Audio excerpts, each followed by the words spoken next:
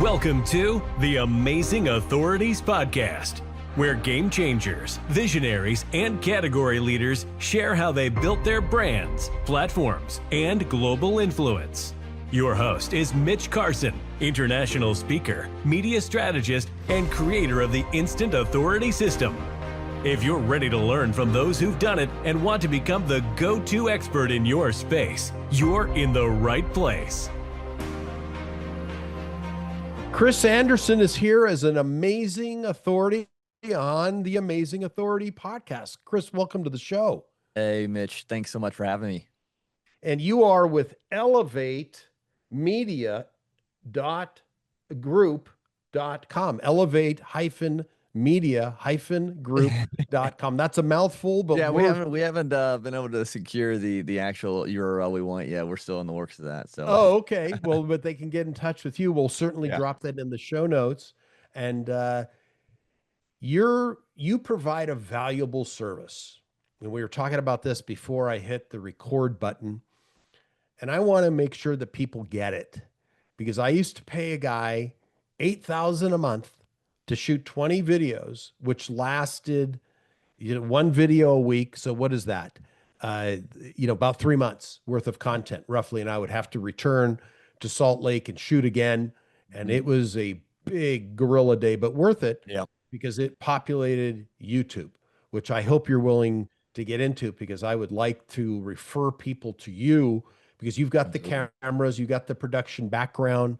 I looked at your equipment and I know it's first rate, because as a show host on NBC Channel 3 here in Las Vegas, I know when someone's the real deal or not. Sure. Yeah, I appreciate that. That's great. And you look rather clean cut, which is good. There are I try. Yeah, there are no nose tattoos on this. Right. But tell me about what your expertise is, because I was able to glean a little bit. Yeah, absolutely. So we are experts in helping small businesses and individuals grow online, grow their authority, grow their visibility through our digital growth frameworks and our video content productions. What is your framework? A lot of people talk about it's a buzzword that's used today. Yeah, so we have guides. We have different guides that we walk people through on how to make sure their profiles actually are attracting and directing people the right way. So we have like social media audit framework. We have the frameworks of, because content online, there's kind of 3 tiers. It's kind of a 3-pronged approach. You have your native content, the stuff that you can create, yourself with your cell phone, and how to do that right and why to do that. Then there's the user generated content, which is, can you get other people to talk about you or your service or your product, and be able to share that as well? Or maybe maybe they're posting something about it. Hey, I love this product, I love this service, and there's a collaboration. So that's a second prong of the 3. And then the last is the highly produced, where we shine and where we have our skills, because that sets you apart. Because anyone can do the phone, anyone can have someone else speaking on their behalf through their phone. But when you can get to the level of having a polished, high produced, professionally produced and edited and created piece of content, it's going to show, again, the different level that you're at. It's going to show your, being more authoritative, because when we come in, we can help direct and produce that in a way that gets your message across and puts you in that position of authority. And that's some of the frameworks we use specifically around the content. Okay. And what platforms do you believe are where people should operate? Yeah, that's a great post. Question. Yeah, absolutely. Great question. And that, again, comes down to the individual or the business themselves, because it just depends where your target market is actually hanging out. So if you're someone who is trying to help or reach out to CEOs of, bigger businesses, we're probably not going to have you on TikTok. We're going to really kind of harness things for LinkedIn and YouTube, because that's where they're going to spend some of their time. If you're, maybe you have a product, a bakery, let's say, then we probably would lean towards TikTok and Meta, which, is Facebook, Instagram, because of the majority of your clients. Most likely, consumers are going to be on those platforms more regularly to see your content. And so it just kind of depends on the service, the business that you have, the individual you are, and who you're trying to reach. So we want to get you on the right platform, not just any of them. Obviously, we can grow as things scale to be able to do all platforms. But if you're just starting out, we want to help you really, really, hit home runs on the platforms that your potential clients are going to be. Well, is TikTok in jeopardy? I mean, I've looked at it and I've seen the TikTok videos. I don't personally TikTok because Right. you don't want to see me dance. You're gonna run. Right. It's a Yeah. terrible move. Yeah. It's just TikTok. Yeah, it's gonna be interesting. Yeah, it's definitely up in the air. I think thankfully we've moved from just growing by dancing on TikTok to kind of that influencer space still, and I still think you can still grow a good brand on TikTok and hit the right people. And now with TikTok Shop, that opens up a different avenue for people selling physical products as well. So, yeah, we'll see. It'll be interesting to see what comes of TikTok with everything that's going on still. Well, who do you serve? What kind of clients typically? Yeah, we serve small to medium sized service based businesses. So a lot of consulting firms, a lot of coaches, even some home service businesses like HVAC, things of that nature. Anyone who's providing a service to others is kind of our main focus. Um, Not for profits we work with as well. So that's kind of our kind of niche, I guess you'd say. Um, Can a in what we plumber serve. use your Mhm. services? Oh, absolutely. Yeah, not a plumber in general, but well, that's not true. That we did help a plumbing company. They were also HVAC, so they kind of did both. So, but yeah, plumber can definitely use our services, and they should. And that's the thing. A lot of times, especially with skilled trades, we dive into that.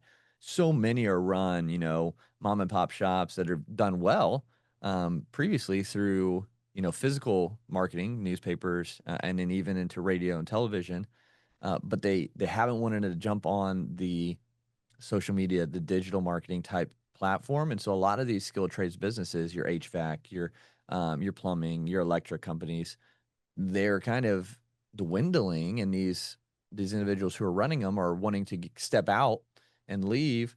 And they're leaving so much room for growth. If they could just implement our systems and marketing frameworks within their company, they would see growth because they're just not utilizing it at all right now. So Let me ask this. Have you worked with authors?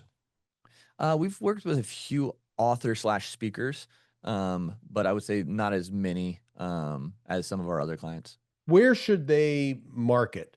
I mean, in order to get their books bought, because Yeah, speakers and authors go together. You did slash it sure. correctly. I agree. Yeah. So that would again kind of based on their market. Um, But I mean, honestly, the biggest for all, if you're having a book that's coming out, or you're looking to get more speaking engagements, show up on more podcasts, specifically ones who do video, because they've already built audiences that are gonna, and I would jump on shows that tie in with the topic of your book as well, or your speaking topics.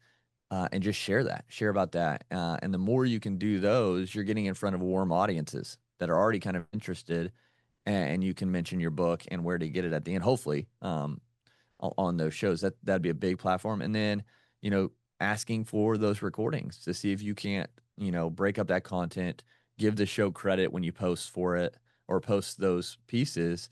And then, yeah, put those out on, wherever your consumers are. So most likely, um, Meta would probably be a good one. LinkedIn, even if it has to tie into like the C-suite level executive that you're trying to reach, those would be big ones. And do you recommend, well, you mentioned video Mhm. and podcasting is an audio or an auditory platform. Is Sure. video Yep. as important today with podcasting? Yeah, I think it's if you're not doing video, I think you're missing out on a lot of reach. Because yes, podcasts, audio platforms, it's great. It's still, just like audiobooks, it still has a place. But I think the video piece, if you're not doing it during your recordings, you're missing out on that ability to post those on YouTube. And YouTube's, the second biggest search engine. And with, you know, AI now being able to actually kind of scrub through videos for keywords, not even text in general, not even the description, but in the video itself, you're just expanding the pathway to find you. So if video is not being utilized, yeah, I think it's definitely you're missing out again on things coming, especially with AI being implemented with content so much. Mm. We're going to eventually see that kind of be that trend kind of flatten out a little bit. People are going to want more and more of actual people. They're going to, because we're, as humans, we're intrinsically, we want that relationship. We want that Of connection course. with an actual person.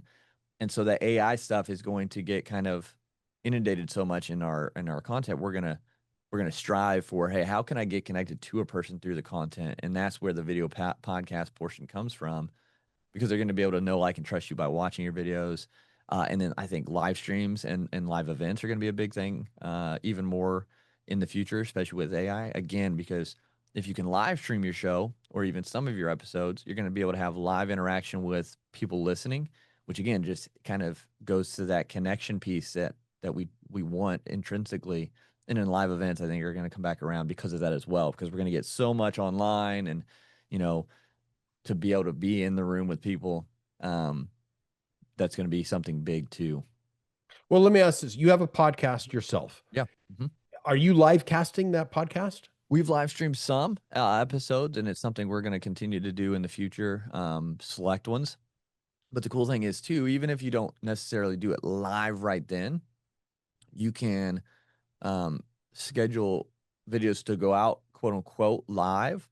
It'll say pre-recorded and all that, but you can still then manage the live as it's happening. So you won't be able to necessarily talk to someone who asks a question, but you can have a chat going and respond as that's happening. So you can live stream it, and interact, in real time, which I love. And then the next option is, to pre-record and have that go out live, and then have someone managing, yourself or someone on your team managing the chat, to still interact somewhat with those. But yeah, we've done live stream. I love live streams because I love having the connection, and I love interacting. We've done live streams for clients of their events.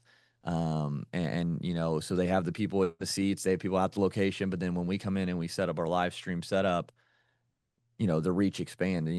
We did a parade. It was a Christmas parade here locally for a Mhm. small town.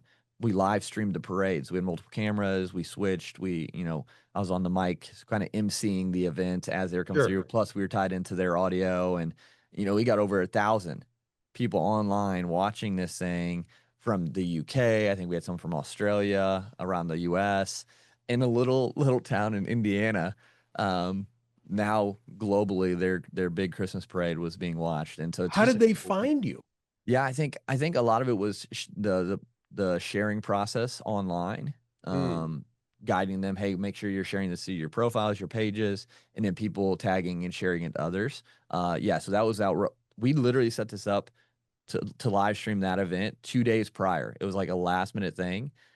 So we didn't have time to work with them on running an ad for the event, for the live stream, or anything like that. It was just all organic sharing and marketing. So it was really cool. But yeah, live stream is going to be, I still think, for C-suite level people as well, because we buy from people we know, like, and trust now, right? Um, that's the biggest thing. And so if you can build that connection online with people through the live stream and through video, those companies are what's going to stand apart in the future. That's awesome. I love that component, because I attended a podcast conference last year, right about a year Okay. ago, in Washington, D.C. And the two things that they said are trending, very Mhm. important to follow, because I listened to this before I started my own podcast, because I'd guested a lot. The man from Podmatch was there, and Yep. I think Alex, and he said hello and then zipped off. Oh yeah. But Alex is great. live streaming was big, Yep. and video podcasting, Yep. including Yeah. that, having YouTube as part Yep. of your play is 100%. what And I've done matters. the video podcast since I started. Okay. Because Well, you're a video guy. Yeah. well, yeah, but like I was like, everyone's doing all like video. Why not? Like, why not even just have that asset? If you're not using it, you still have it in the previous. So yeah, I still think it's going to continue to grow, and those who will do it more are going to see more growth, I think, going forward for sure. That's true. And what's the name of your podcast, Chris? Yeah, it's the Elevate Media Podcast. So try to keep it simple. Well, No dashes, no dashes in that one. That's right. And where can people learn more about your service? Sure. Yeah. You can go to Instagram at official Elevate Media. You can go to our website, elevate-media-group.com.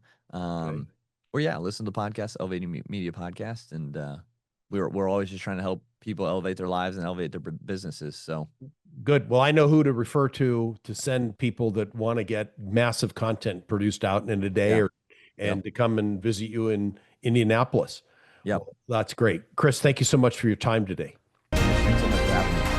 Thanks for tuning in to the Amazing Authorities Podcast.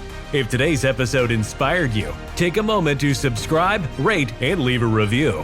It helps more experts like you rise to the top. For behind-the-scenes access and free resources to boost your authority, head to mitchcarson.com. Until next time, stay amazing.